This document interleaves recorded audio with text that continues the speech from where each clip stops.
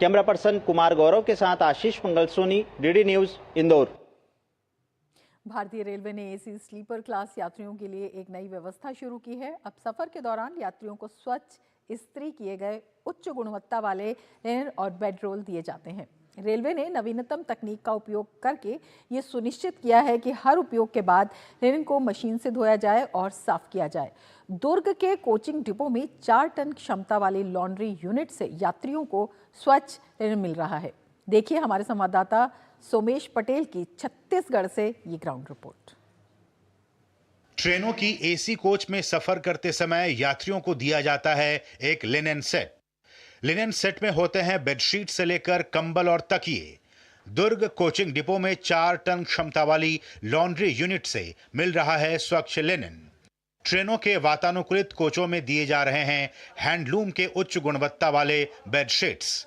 बेहतर सुविधाएं देने के लिए प्रयासरत है भारतीय रेलवे।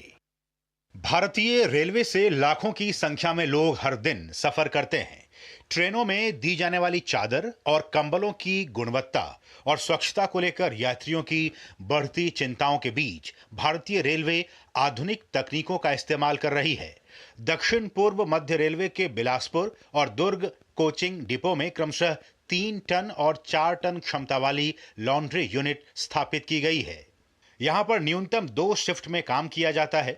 दक्षिण पूर्व मध्य रेलवे से प्रारंभ होने वाली ट्रेनों में हर रोज लगभग 16,000 लिनन सेट लोड किए जाते हैं। हमारे पास ट्रेन में जो गंदे बेडशीट या लिनन सारे आते हैं वो यहाँ पे लाए जाते हैं। वॉशिंग होने के बाद फिर ये सारा लिनन जो है हम कैलेंडरिंग मशीन, जो कि एक आयरनिंग मशीन होती है, उसमें डाल के फिर उसमें से जो लेडीज़ हैं उनके द्वारा उसको फोल्ड किया जाता है।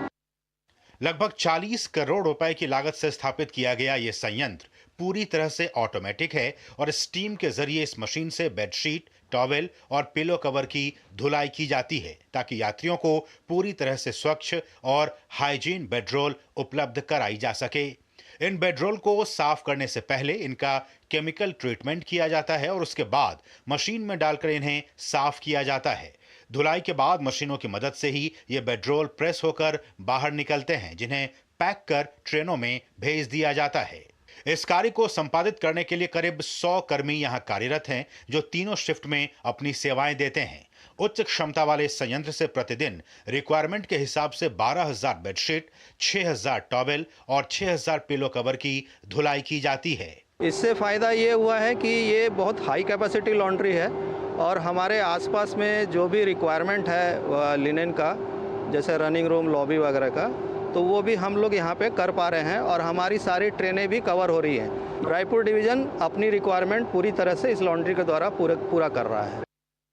संयंत्र के स्थापित हो जाने से रायपुर में डिवीजन की दूसरों पर आत्मनिर्भरता खत्म हुई है और डिमांड पर बेडरोल की सप्लाई दूसरी जगहों पर भी की जाती है।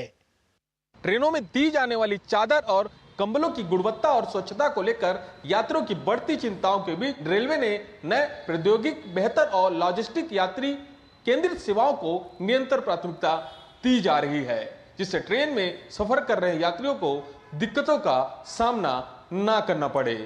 अपने सहयोगी फारूक के साथ सोमेश पटेल, डीडी न्यूज, छत्तीसगढ़।